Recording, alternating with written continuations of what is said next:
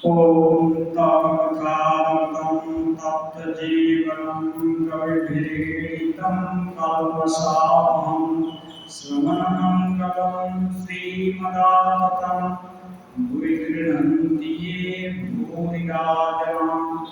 श्री रामकृष्ण वचन मास्टर के प्रति उपदेश।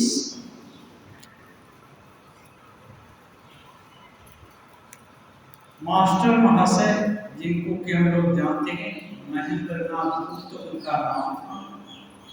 वे विद्यासागर स्कूल के हेडमास्टर भी थे।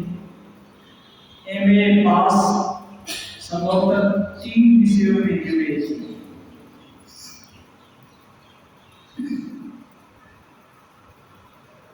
श्री रामकृष्ण देव के संपर्क में आना उनका एक दैव योग से ही बोल सकते हैं, क्योंकि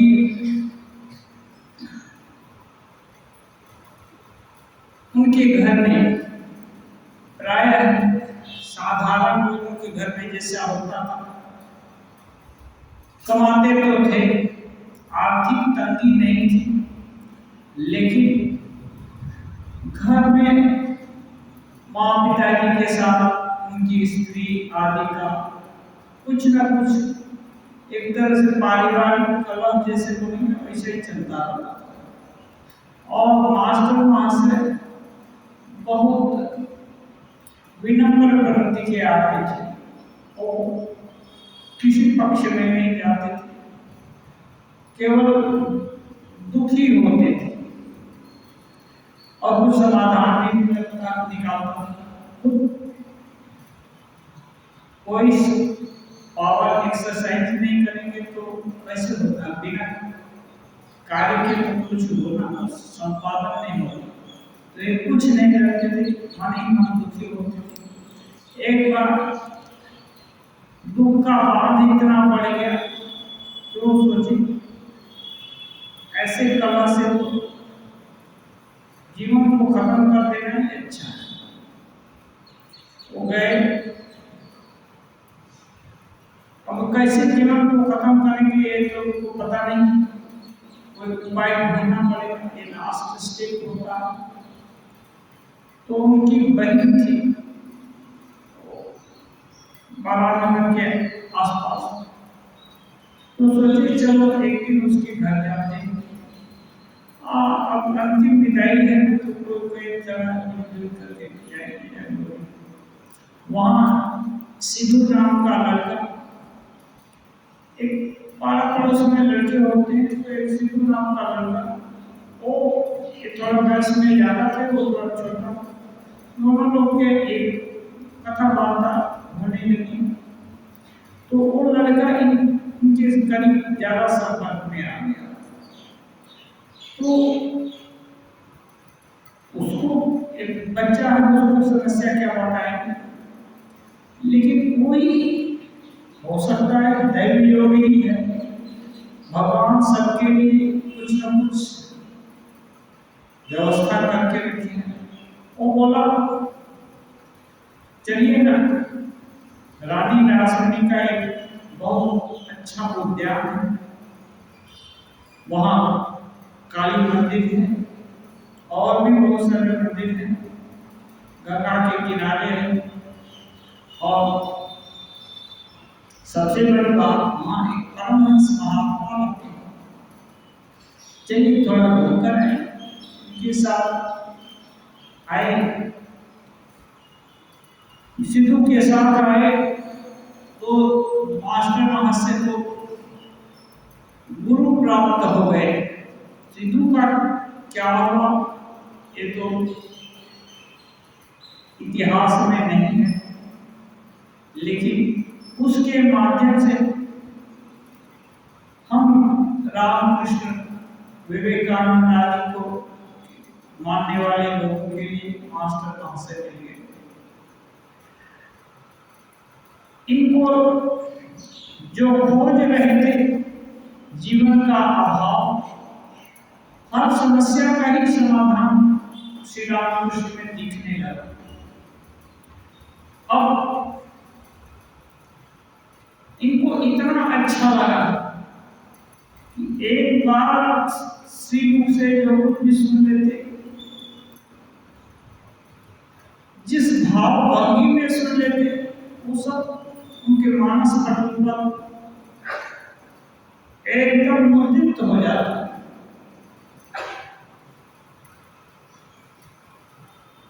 तो इनको लगा, और इनको सोलेस भी है। एक हिंदी में कहावत है, जाके पैर में बने बीमारी सोखा जाने पीर भलाई। जिसको कभी दर्द का अनुभव नहीं हुआ, वो दूसरे के दर्द को क्या समझे।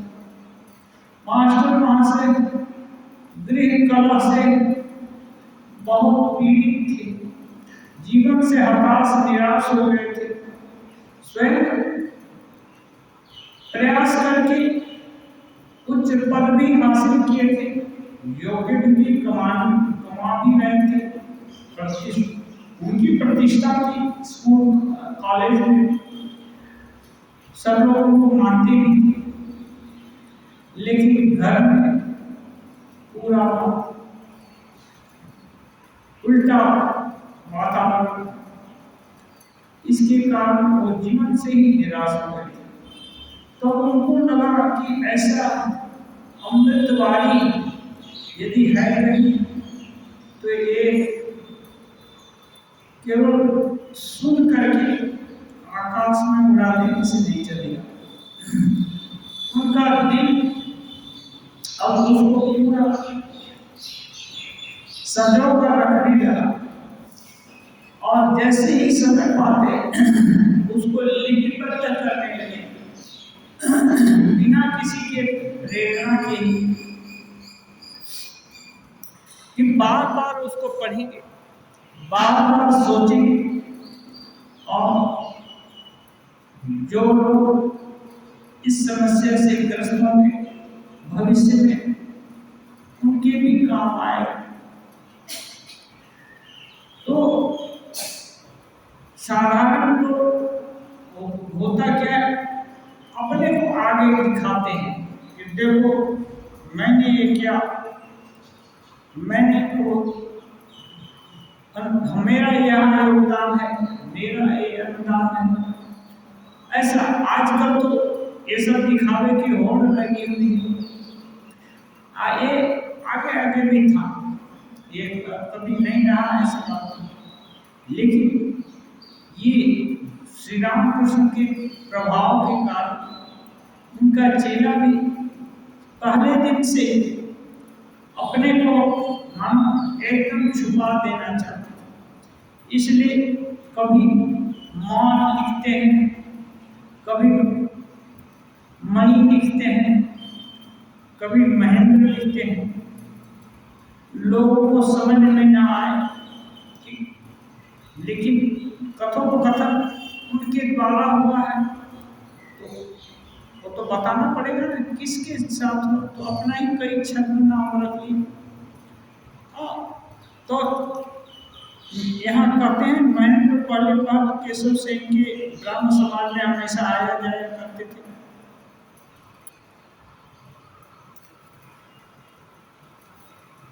और उनका उसका श्री रामकृष्ण देव के पास आने के करीब 2 वर्ष पूर्व से वे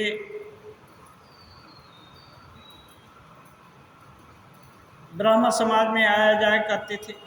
श्री रामकृष्ण के पास जब आने लगे, उनका दर्शन प्राप्त किए, तो लिखते हैं श्री रामकृष्ण उन्हें तथा अन्य भक्तों के में सदा ही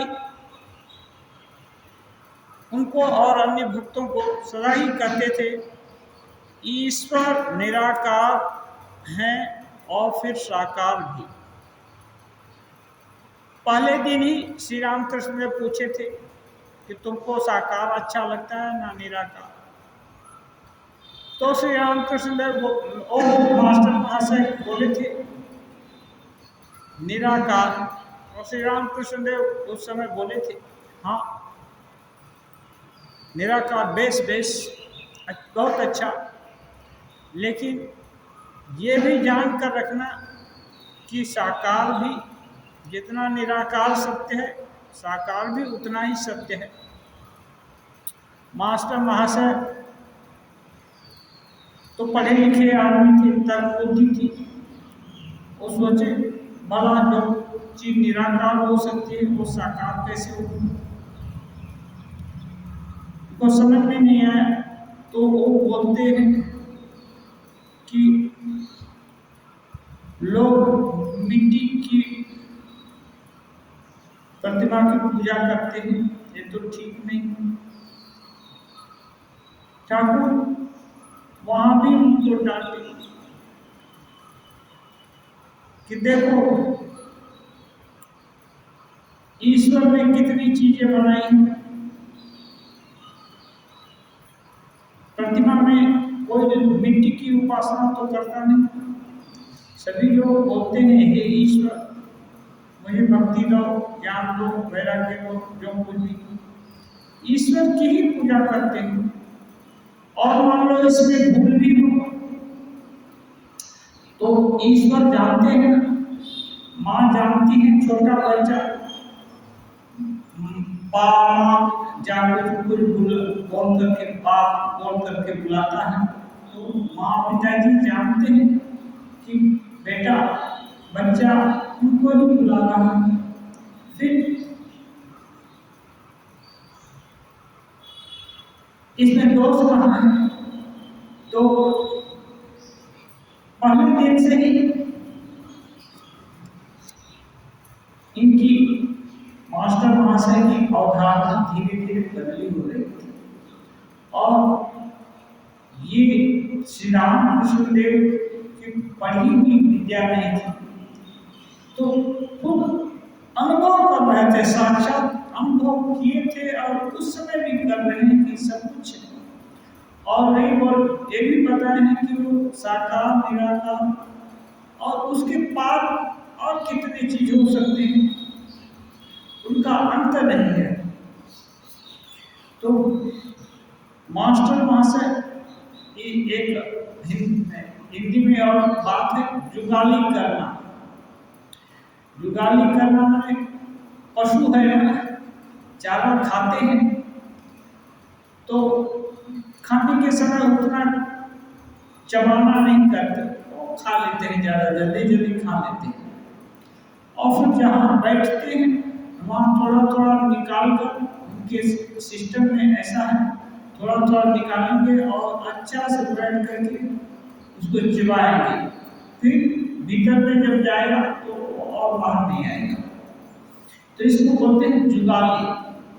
ऐसे ही जो साधक हैं पहले सुनते हैं, सुन लिया तो सुनी बात को याद करके जितना याद हो, अच्छा ये भला क्यों बोला होगा, इसका क्या मतलब हो सकता है, ये कैसे लाभकर हो सकता है, ऐसा इसका अर्थ ऐसे समझे ना ऐसे समझे, पक्ष विपक्ष कितने तरह से हो समझने का कोशिश करते हैं, तो इसको जुगाली करते हैं। तो मास्टर महाशय यहाँ भी उनकी किताब जो वचनामृत लिखे हैं उसमें एक कह रहे हैं कि श्री रामकृष्ण अन्य भक्तों से कहते हैं ईश्वर निराकार और फिर साकार भी है, भक्त के लिए वे देह धारण करते हैं।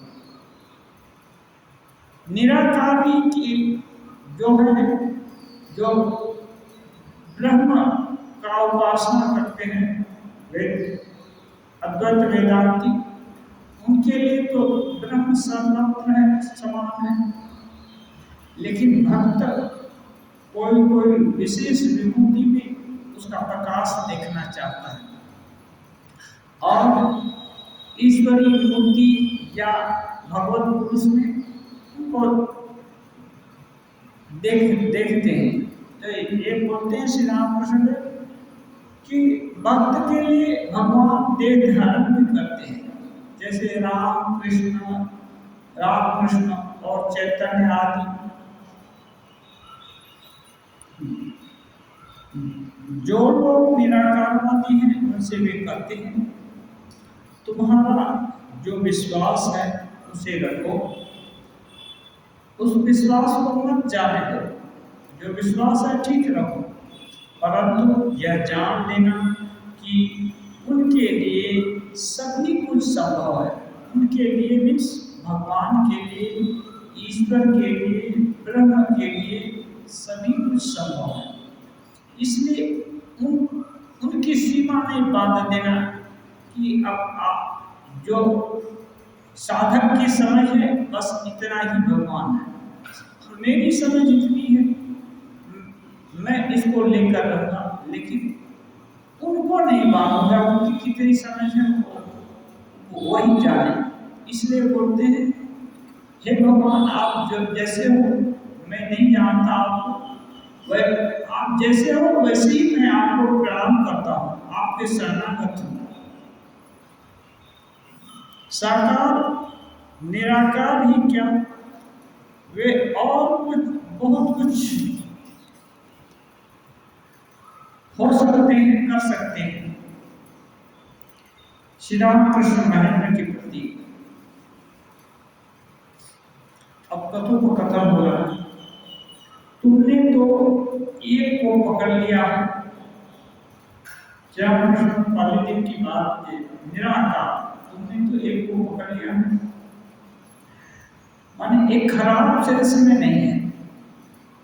पहली बार भगवान ऐसी चीजें विश्वास ही नहीं होता, क्यों? क्योंकि देखा नहीं है, और ऊपर से महामाया का माया बहुत असंख्य तरीके से अपना प्रभाव विस्तार किए हुए है, कर ही रहे हैं। हाँ, थोड़ा सा ही ज्ञान प्रकाश होता है, भक्ति होता है, और कहाँ से दौड़ती हुई माया चली आती है। श्री रामकृष्ण देव इसको एक तालाब है, तालाब में जलकुंभी होती है और रावण पाना बोलते हैं। वो पानी तालाब में निर्मल है, अच्छा लगता है, और आगे आगे उसी तालाब से पानी पीते भी थे, स्नान भी करते थे, गाय गोरू को नहलाते भी थे, सभी कुछ वही होता था। तो अब पानी को हटाकर, जलकुंभी को हटाकर पानी पी लिए, लेकिन थोड़ी ही देर में वो देखेंगे तो फिर वो खाली जो केवल जल दिखता था वो जल नहीं, जल के स्थान पर और बोलते नाचते नाचते जलकुंभी आकर फिर उसको ढक देता है। ऐसे ही माया हर समय ही विभिन्न रूप से नाच रही है साधक के साथ। थोड़ी चीज एक तो आलोक हुआ कि नहीं भगवान सत्य है, और यदि उनको स्मरण किया जाए या उनको चाहा जाए तो जीवन मरण के झंझट से मुक्ति मिल जाएगी, उनकी भक्ति प्राप्त हो जाएगी, और दूसरे ही क्षण घर द्वार या अन्य कितनी समस्याएं आकर के घेर लेती हैं, और वो विचार धरा का धरा बन जाता है। तो ये बार बार माया का विस्तार होता है। इसलिए एक विश्वास हो गया कि नहीं ईश्वर साकार है, तो मानना पड़ेगा कि वो प्रभु है, मैं दास हूँ, या वो पिता है, मैं पुत्र हूँ, वे माँ है, मैं पुत्र हूँ, या सखा है, या और कई संबंध हैं। तो एक संबंध बना लेना है। एक बार दिल में जो संबंध बन गया उसको फिर बदला बदली नहीं करना है, और इस संबंध को सबको बतलाने का भी जरूरत नहीं, वो तो बस उनके साथ रहेगा। ईश्वर के साथ जो भी संबंध बन गया, माँ का, पुत्र का, या जो भी किसी रिलेशन का, बस उसको सदा के लिए रखना है। ये साकार में होता है, निराकार में तो परम ब्रह्म है और मैं जीव हूँ, तो तो परब्रह्म का चिंतन करना पड़ेगा शांत भाव से। ऋषि लोगों का शांत भाव। तो श्री रामकृष्ण देव कहते हैं तुम निराकार को पकड़ रहे हो, वो अच्छा है। एक तो पकड़ लिया महेंद्र जी, हाँ, परंतु जैसा कि आप कहते हैं सभी संभव है। महेंद्रनाथ का पहला भाव है निराकार, क्योंकि उनके तर्क बुद्धि में वही आता था। लेकिन श्री रामकृष्ण देव एक बोलते हैं संघ का प्रभाव होता है। अच्छे संघ में रहने से अच्छा, बुरा संघ में रहने से बुरा। तो सत्संगति का प्रभाव है रामकृष्ण संघ का, कि अब मानने लगे हैं सुन सुन करके कि नहीं वो ठीक ही बोल रहे हैं, हम भगवान का क्या जानते हैं, इसलिए वो ये नहीं हो सकते हैं वही हो सकते हैं, ऐसी क्या बात है। इसलिए कहते हैं सभी संभव है ईश्वर के लिए। जैसा आप कहते हैं साकार भी संभव है, अब मानने लगे हैं साकार भी संभव है। श्री रामकृष्ण बहुत अच्छा। अब देखिए एक भाव को पकड़ कर रखा है, दूसरे भाव को भी एक्सेप्ट कर लिया। ये श्री रामकृष्ण की ब्यूटी है, किसी को भी रिजेक्ट नहीं करते हैं। चाहे इस जीव जगत में पूरे ब्रह्मांड में जो कुछ भी बना है सब ईश्वर से परिप्राप्त है। अच्छा बुरा सब कुछ, किसी को एकदम खत्म कर देने से ये संसार नहीं हुआ। ईश्वर पूरे जीव जगत को लेकर है, केवल एक रहेगा और बाकी सब खत्म हो जाएंगे, ये नहीं हो सकता है। तो सबकी जरूरत है। इतना यदि कोई मान लेता है तो ईश्वर की सत्ता को अच्छा से एक्सेप्ट कर लेता है। फिर अब साधना शुरू हो जाती है, फिर झंझट जो है नहीं रहता है, टसल नहीं रहेगी। जब ईश्वर सब में है तो ज्यादा निंदा ज्यादा प्रशंसा किसकी करेंगे? काको बंदो काको निंदो दोनों पल्ला भारी। किसकी निंदा करेंगे किसकी प्रशंसा करेंगे? लेकिन नहीं, इसमें भी है। बोलते नारायण सभी हैं, लुच्चा नारायण भी करते हैं, चोर नारायण भी करते हैं, सभी हैं। तो जैसे जल है, कितने तरह का पानी होता है, तो कोई पानी पीने के काम में आता है, कोई आचमन करने के काम में आता है, कोई कपड़ा धोने के काम में आता है, कोई बागान में देने के काम आता है। तो ये भेद तो मानना पड़ेगा। ये भेद किसलिए? अभिव्यक्ति में अंतर है, तो लुच्चा नारायण से थोड़ा दूर करना पड़ेगा, चोर नारायण है तो सतर्क रहना पड़ेगा कि चोरी न कर ले। ऐसा नहीं कि हाथी नारायण है तो माहौल तो नारायण को भी सुनना पड़ेगा ना, नहीं तो हाथी नारायण उठाकर फेंक देंगे। हाँ, तो ये चीज सभी को बैलेंस रखना पड़ेगा। वो श्री रामकृष्ण खुश हुए कि मास्टर मां से एक्सेप्ट करते हैं साकार को भी। इसका मतलब दिल में टसल नहीं है, संघर्ष नहीं है कि एक माने कि वो माने, ठीक है आप को मानो वो भी चलेगा, कोई ये नहीं, बैर भाव नहीं है।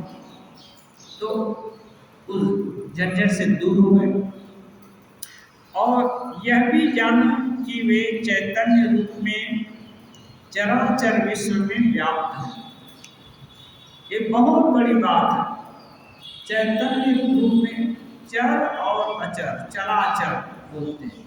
चर और अचर का संधि हो गया है, चर और अचर, चराचर माने जो कुछ भी अच्छा बुरा व्यक्त अव्यक्त सब में वही व्याप्त है ईश्वर। तब कोई चीज एकदम त्याज्य नहीं है। क्यों थोड़ी सी गलती कर दिया, भूल कर दिया या थोड़ी सी चीज चुरा ले गया, उसका प्राण ही हरण कर लेंगे या उसको खत्म ही कर देंगे, ऐसा नहीं। क्षमा भी एक बड़ा गुण है। कोई चोरी कर रहा है, ठीक है, छोटा मोटा चीज चुरा लिया, अब यदि वो क्षमा करने योग्य है तो क्षमा कर देना चाहिए। क्षमा और भी बड़ी चीज है। और क्षमा प्रैक्टिस कहाँ करेगा? कोई यदि गलती नहीं करे तो क्षमा नाम का शब्द कहाँ से आएगा? ये क्षमा शब्द जो है वो तभी होती है, वो होता है जबकि कोई भूल होती है किसी से। लेकिन क्षमा प्रार्थी होने से तब, क्षमा प्रार्थी कोई नहीं है और हम जाकर बोलते हैं, बोलेंगे कि आप लोग को क्षमा कर दिया, मान न मान मैं तेरा मेहमान, ऐसा नहीं होता। क्षमा प्रार्थी, हे भगवान, हम भगवान से क्षमा प्रार्थी प्रार्थना हैं तो हमको बोलना पड़ेगा, हे भगवान मुझसे भूल हो गई, अब प्रतिज्ञा करता हूँ ऐसी भूल ना हो। भले ही उसके लिए उनके लिए दंड दो, दंड मांगे या ना मांगे, दंड तो मिलेगा ही। क्रिया के प्रति विपरीत क्रिया होती है। कोई भी क्रिया ऐसा नहीं है कि विपरीत क्रिया ना हो। कोई भी अभी दुर्गा पूजा हुई तो कोई भी ऐसा होता है कि कोई अभी इसमें देखिए सभी लोग बराबर काम नहीं करते, कोई भी उत्सव हो या सामाजिक काम हो कहीं तो, लेकिन प्रसाद है ना, जो काम नहीं किया वो हो सकता है ज्यादा प्रसाद पा ले।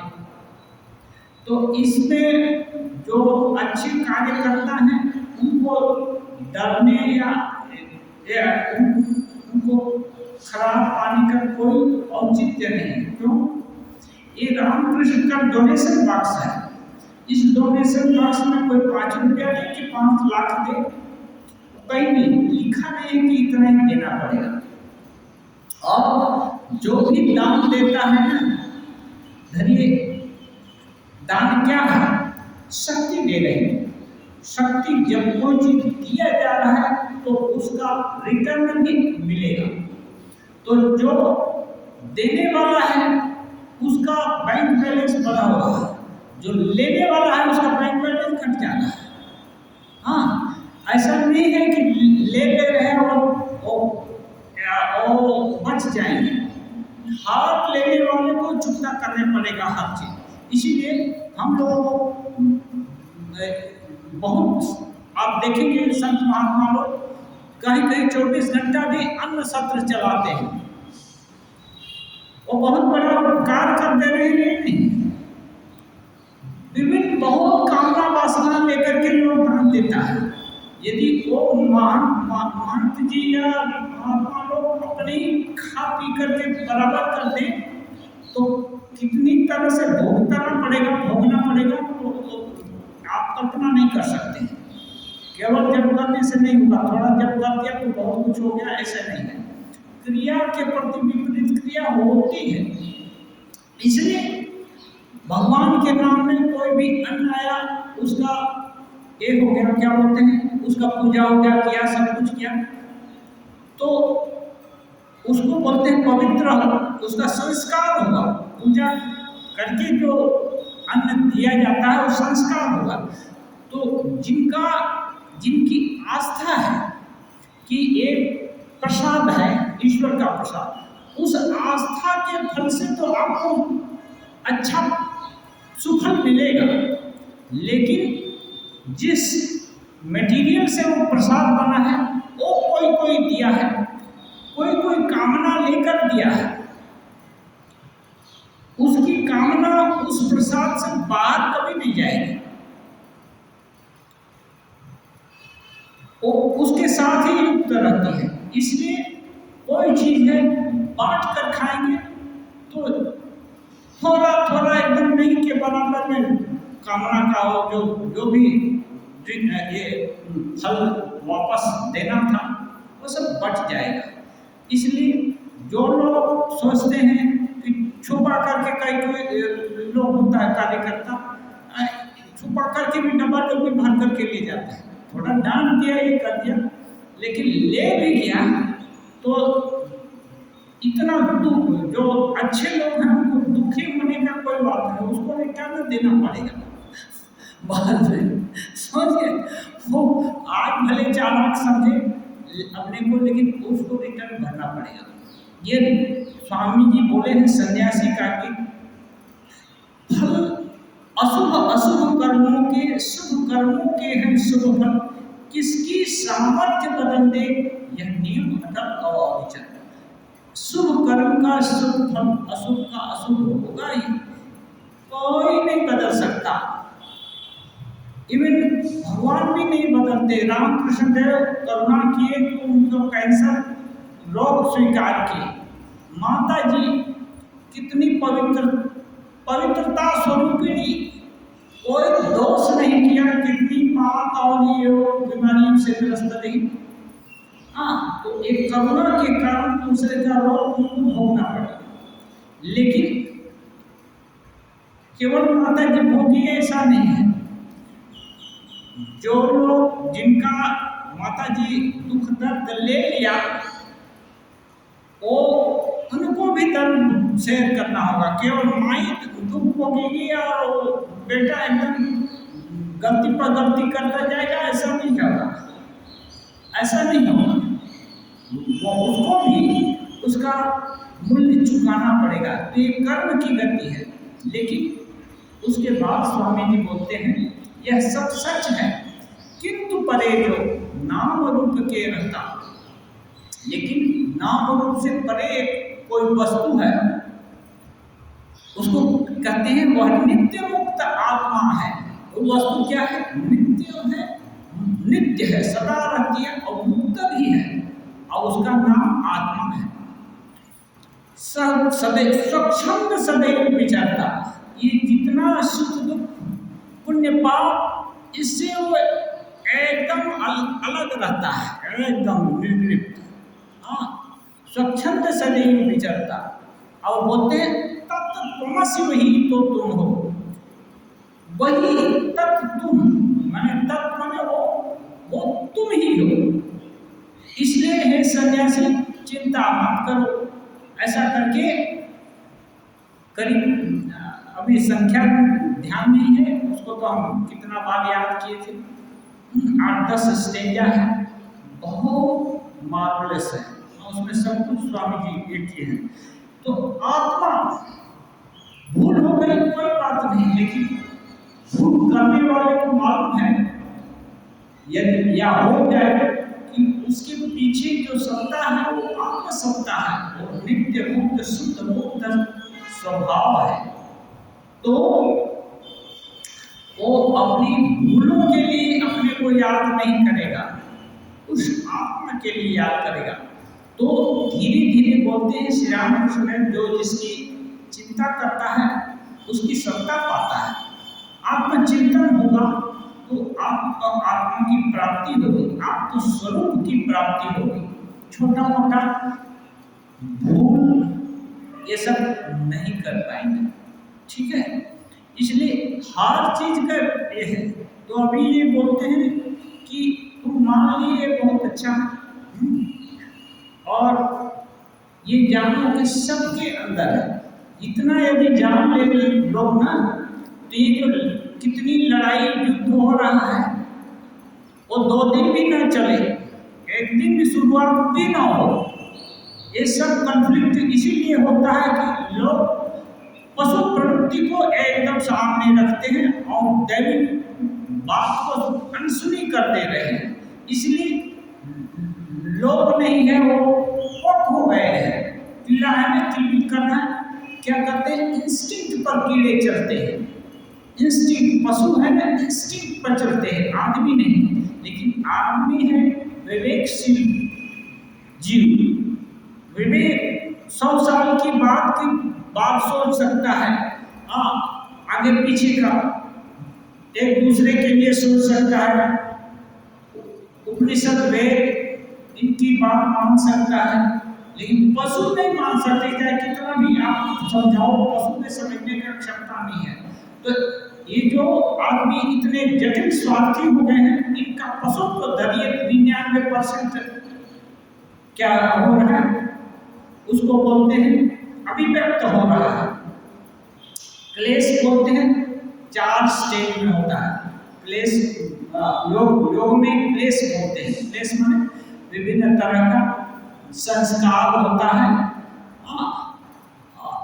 उसको बोलते हैं जो कि सुख और दुख देते हैं, उनको क्लेश, जो स्पेशली जो कष्ट देते हैं ऐसे संस्कार को क्लेश बोलते हैं। उसको बोलते हैं 4 अवस्था में रहता है। एक तो प्रसुप्त माने सोया हुआ। ये अवस्था किसमें होती है? छोटे बच्चों में होता है। छोटे बच्चे देखने में एकदम भोले भाले, किसको अच्छे नहीं लगते, लेकिन वो देवता तुल्य मान सकते हैं, लेकिन देवता होते नहीं। यही छोटे बच्चे बाद में जाकर बिच्छू, सांप, सिंह, व्याघ्र, कितने तरह के रूप धारण करते हैं। क्यों? अच्छा, तो वो बता रहे हैं। तो ये हुआ प्रसुप्त अवस्था। बच्चों में एक जो संस्कार है ना, क्लेश, वो प्रसुप्त अवस्था में होते हैं। प्रसुप्त, उसके बाद तनु। तनु का मतलब एकदम दबा कर रखा, छोटा कर दिया। तो साधना के द्वारा काम, क्रोध, मद, मोह, लोभ, भय, शोक जितना है ना, इसको दबा दिया। खत्म एकदम नहीं हुआ, इसको दबा दिया। माने अब सिर नहीं उठाता, लेकिन बीज रूप में सब अंदर में है। अब इस साधक की अवस्था, साधना के द्वारा भक्ति, ज्ञान, वैराग्य, इस सब का प्रैक्टिस करने के बाद तो तनु होता है। जिसको धन नहीं है, धन का लोभ वो कैसे छोड़ सकता है? तो धन उपार्जन करके धन का लोभ छोड़ दिया, दान दे दिया, या अब उतना आकर्षण नहीं रह गया कि और इतने से काम चल जाएगा और नहीं चाहिए। हाँ, लेकिन जो फूटी कौड़ी जुगाड़ नहीं किया, वो बोले कि हम बहुत त्याग करते हैं, तो उसको त्याग नहीं बोलते हैं। इसलिए योग्यता हासिल किया लेकिन नहीं चाहिए, उसको त्याग बोलते हैं। तो ये जो है काम, क्रोध, मद, मोह, लोभ, भय, शोक, ये तनुकृत हो जाता है, माने एक लिमिट में आ जाता है। सिर नहीं उठाएगा, तब सिर नहीं उठाएगा तो क्या होगा? साधन भजन अच्छा से कर पाएंगे, भगवान में मन अच्छा से लगा पाएंगे। चाहे योग में मन अच्छा से लगेगा, ध्यान में मन अच्छा से लगेगा, विवेक विचार करने में सुविधा होगी। हाँ, ये बाउंडर होता है ना, जैसे प्रतिकूल वायु, ये सब है। काम, क्रोध, मद, मोह, लोभ, भय, शोक, ये सब प्रतिकूल वायु है। ये अनुकूल हो जाएगी, तब ठाकुर बोलते हैं पाल उठा दो, माने भगवान शरणागत हो जाओ कि अब सही दिशा में चल रहे, निश्चित हो जाओ, चलते जाएगा। तो एक तनुकृत अवस्था हुई। उसके बाद होता है विच्छिन्न अवस्था। विच्छिन्न अवस्था साधारण लोगों में, जैसे आम लोग जो है, विच्छिन्न माने कभी एकदम ठीक ठाक शांत हैं, पूरा काम, क्रोध, मद, मोह, लोभ, भय, शोक, ये सब नियंत्रण में है, और कभी सिर उठा लेते हैं। अब ये अवस्था है, ये साधारण लोगों की है। और उसके बाद बोलते हैं उदाहरण। उदाहरण माने एकदम क्रोधी है तो बात बात पर क्रोधी होता है, कामी है तो बात बात पर एक कामुक हो जाता है। हाँ, लोभी है तो हर समय उसको लोभ एकदम हाँ करके ये किया है, तो ये उदार अवस्था में है। इसलिए साधक को ठाकुर बोलते हैं सावधान, साधु सावधान। क्यों? ये जब तक भगवान लाभ नहीं होता या ब्रह्म ज्ञान नहीं होता, तब तक एक कोई भी विकार सिर उठा सकता है। अब कैसे उठाता है? योग में बताते हैं अनुकूल परिस्थिति आने से उठ जाता है।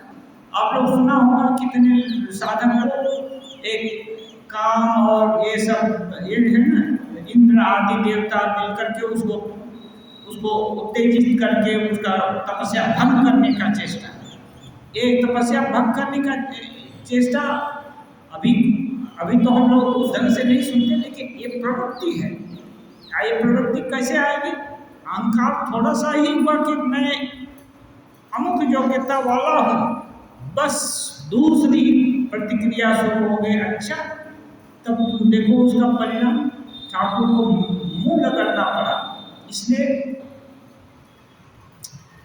अहंकार नहीं आना चाहिए। अहंकार आया नहीं कि फिर दूसरा उसका एंटीडोट शुरू हो जाएगा, पतन का रास्ता चालू हो जाएगा।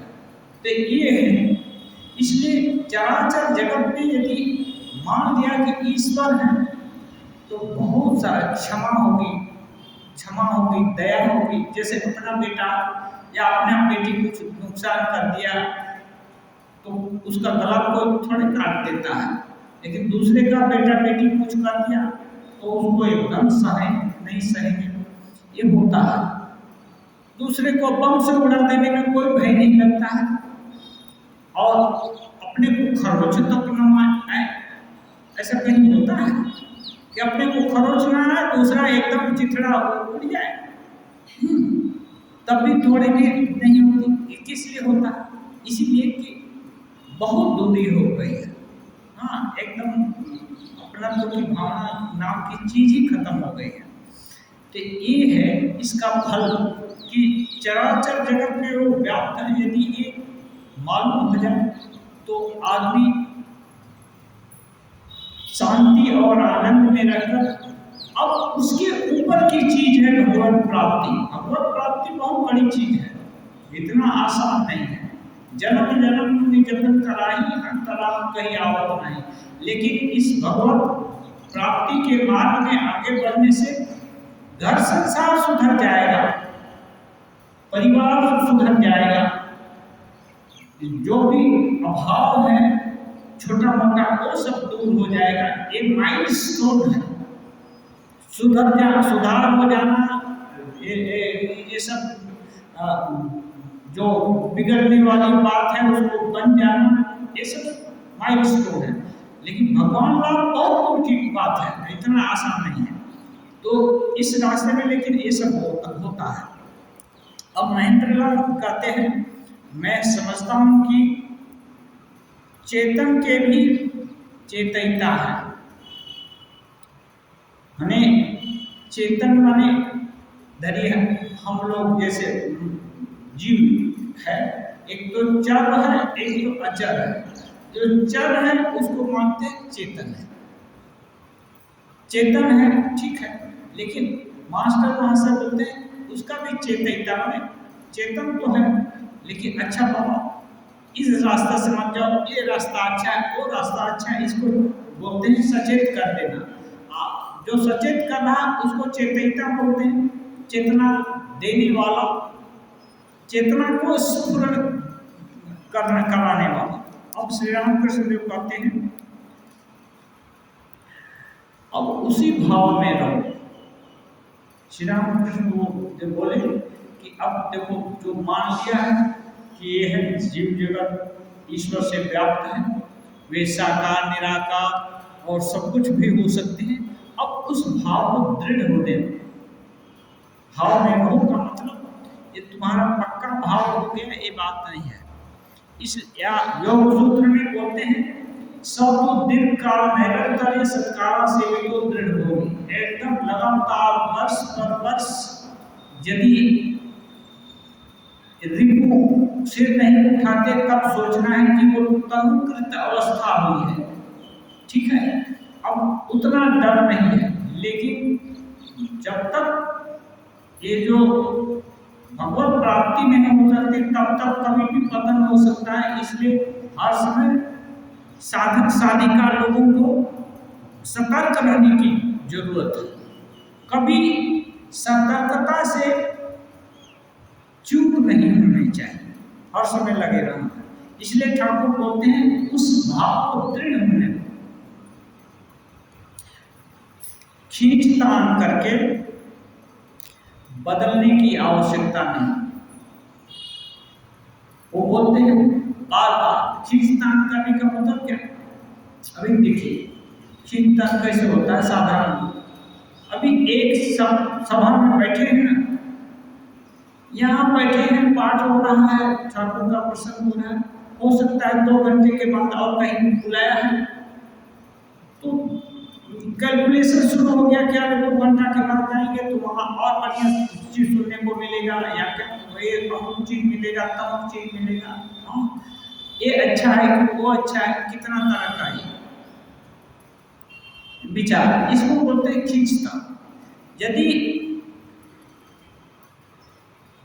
एक संकल्प दृढ़ हो गया है, संकल्प दृढ़ क्या मतलब साधना के साधक लोगों की जिंदगी में यही होता है कि गुरु और इष्ट ये बहुत इंपॉर्टेंट चीज है।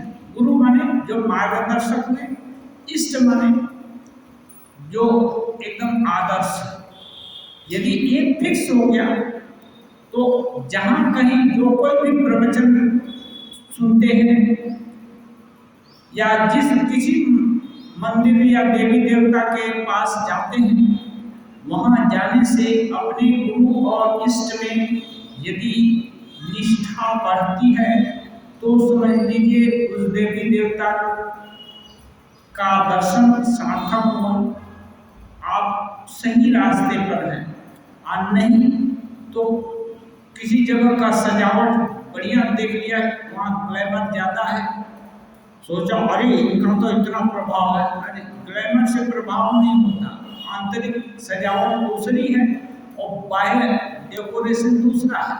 2-4 लोग अच्छी बात बोल दिया वहाँ, तो इसका मतलब वो देवी देवता बहुत जागृत हो गए, ऐसा नहीं है। यदि मान लिया चाहे जो भी इष्ट, कोई जरूरी नहीं है कि रामकृष्ण मठ मिशन से दीक्षित हो, लेकिन जो कहीं से भी दीक्षित है,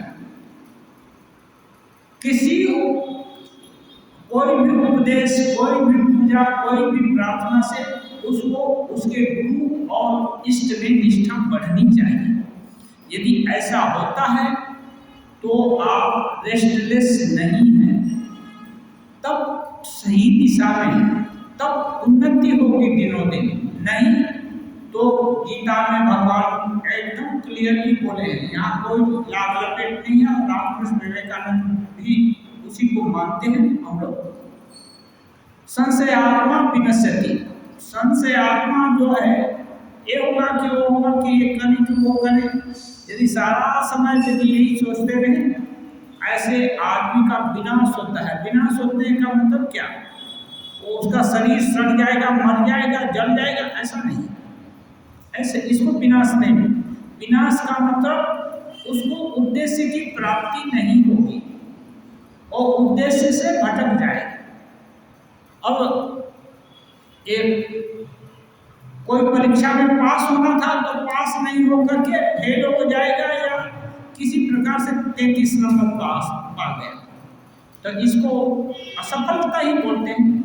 इसलिए संशय यहाँ है, वो इसलिए संशय राक्षस नाशमहास्त्रम, संशय दूर होना पड़ेगा, तब समझ लेना कि ये सत्संग, ये प्रार्थना, ये देवी देवता का दर्शन, ये साइट सीन अच्छा है।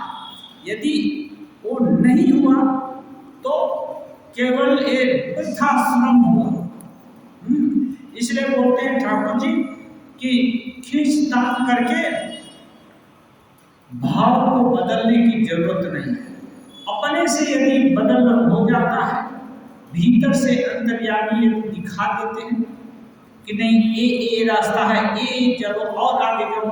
अभी जो आपको रास्ता बताया गया है वो बाह्य रास्ता है, भीतर का जब खुल जाएगा तो वो भी रास्ता बताता है, ये ठीक है, वो ठीक, हर समय गाइड करता है। हाँ, जब अपना मन शुद्ध हो जाएगा तो हर समय वही गुरु का स्थान ले लेगा, तो बात अलग है। तब गुरु है ना, वो शुद्ध मन के अंदर हो गए, एकदम एकाकार हो गए, फिर कोई ये उतनी भय नहीं है। कहते हैं धीरे धीरे जान सकोगे कि वह चेतनता उन्हीं की चेतनता है। श्री रामकृष्ण बोल रहे हैं धीरे धीरे जान जाओगे कि जो भी जहाँ भी चेतनता है सब उन्हीं की है, जहाँ कोई भी अच्छा चीज है सब उनका ही है, वे ही चैतन्य स्वरूप है। जहाँ भी चैतन्य माने ज्ञान का जहाँ भी प्रकाश है वो उनका ही है। गीता में भगवान बोले यदि विभूति सत्वम श्रीमदूर्जित में तत्व देवावच्छत्वम मम तेजोंस संभवम। जहाँ कोई भी विभूति देखते हो, विभूति माने उत्कृष्टता, वहां जानो मैं मेरा ही प्रकाश है। इसलिए ज्ञान का मतलब क्या बोलते हैं, ये स्वामी जी बोलते हैं ये भी एक शक्ति है, नॉलेज इज पावर। जैसे ही जान गया कि मेरे घर में स्वर्ण का कई ट्रंक पड़ा हुआ है, गरीबी उसी क्षण खत्म हो गई। सामने हाथ कंगन को आरसी क्या बोलते हैं, अपने हाथ में कंगन है तो कोई उसको दर्पण लेकर देखता है, कंगन तो ऐसे सामने देख लेगा ना। ऐसे ही यदि किसी कोई अपने घर में सोने का ट्रंक देख लिया भरा हुआ सोना, उसको किसी को दिया दिखाने का जरूरत है, पढ़ाने का पाठ पढ़ाने का जरूरत है, तू गरीब नहीं है, तू गरीब नहीं, तुरंत मान लेगा। अब तो गरीब नहीं रहा, जब रहा तब रहा। ऐसे ही इसी को बोलते हैं knowledge is power. Swami ji बोलते हैं जान लेने से उसकी शक्ति हो जाती है। और उपनिषद में बहुत जगह है कि जो जिसका ज्ञान प्राप्त कर लेता है उसकी सत्ता पा जाता है। ये नहीं है कि जान लेने का मतलब केवल मौखिक जान लिया, अच्छा यहाँ ये होता है वहाँ वो होता है, ऐसा नहीं। जानने का मतलब उस स्टेज पर पहुंच गए, वहां तक जो क्षमता है वो पा गए। हाँ, क्षमतावान हो जाता है, इसको बोलते हैं जानना। हाँ, केवल मौखिक शब्द राशि को जानने को जानना नहीं बोलते। शब्द राशि का ज्ञान अलग है और भीतर का चैतन्य का ज्ञान अलग है। वो जान गया। कोई बोले, मान लीजिए हम रोज किसी को बोलते रहे तेरे घर में सोना है, इतना ट्रंक है, इतना ट्रंक है, वो कभी देखा नहीं, कल्पना भी नहीं किया, आए नहीं किया, वो सुनता रहेगा। हो सकता है वो महात्मा जी बड़बड़ाता हो झूठ मूठ का, या कोई दान दक्षिणा ज्यादा चाहता है इसलिए ऐसा खुशामद करता है, लेकिन वो खुद देख लेगा तो कोई महात्मा बोले या ना बोले या कुछ हो, वो और फिर किसी का सुनने नहीं जाना है, उसका दिल बोलेगा कि अरे तो है। इसको बोलते हैं, दोनों में अंतर है। सुनी सुनी बात और खुद फील की बात, भीतर में अंतर में दर्शन वो अलग चीज है। तो श्री रामकृष्ण देव कहते हैं केवल विचार करने से नहीं होगा, धीरे धीरे करके तुम जान जाएगा, भाव दृढ़ रखो बस हो जाएगा। बोलते हैं अच्छा तुम्हारा धन दौलत पर मोह है क्या? अब दूसरा चीज ठाकुर पूछते हैं मास्टर महाशय को, तुम्हारा धन दौलत पर मोह है क्या? मोह का मतलब लोभ ज्यादा हो और ये उसके प्रति बहुत आसक्ति हो। महेंद्र कह रहे हैं जी नहीं, उतना लोभ नहीं है। हाँ, जिसको लोग कहते हैं हर समय उसके पीछे पड़ा हुआ, बोलते हैं जी नहीं, परंतु हाँ इतना अवश्य सोचता हूँ कि निश्चिंत होने के लिए, निश्चिंत होकर भगवान का चिंतन करने के लिए धन की आवश्यकता होती है। बोल रहे लोग नहीं है, लेकिन इतना तो जरूर मानता हूँ कि निश्चिंत होकर भजन करने के लिए, जैसे घर का दाल रोटी चले, सब कुछ ठीक ठाक चले, लोग कोई औसत पत्र, इसकी आवश्यकता है। श्री राम कृष्ण वह तो होगी ही, श्री राम कृष्ण तुरंत सपोर्ट कर रहे हैं, वो तो होगी। गृहस्थ अभी धन नहीं रहेगा तो उसको कौन खिलाने आएगा, कौन औसत पथ्य देगा? वो होगी। इसको खराब नहीं श्री रामकृष्ण देव बोलते हैं। महेंद्र प्रभु जी पूछते हैं क्या ये लोभ है, ये जो चिंता चल रहा है कि कुछ धन होना चाहिए, क्या लोभ है? प्रति प्रश्न कर रहे हैं। मैं तो ऐसा नहीं समझता, मास्टर भाषा पूछ रहे हैं कि ये इसको मैं लोभ नहीं समझता। अब श्री रामकृष्ण का उत्तर सुनिए। श्री रामकृष्ण कह रहे हैं हाँ ठीक है, ये लोभ नहीं है। नहीं तो तुम्हारे बच्चों को कौन देखेगा? बोल रहे हैं सोजा सोजी, तुम्हारे बच्चों को कौन देखेगा? इतनी जरूरत है इनको, इसको लोग नहीं बोलते। ठीक है। ओम निरंजनम नित्यम अनंतरूपम भक्तात्मम पादृत विग्रहम वै ईशावतारं परमेश्वरेण्यं राम कृष्णं शिरसा नमामि।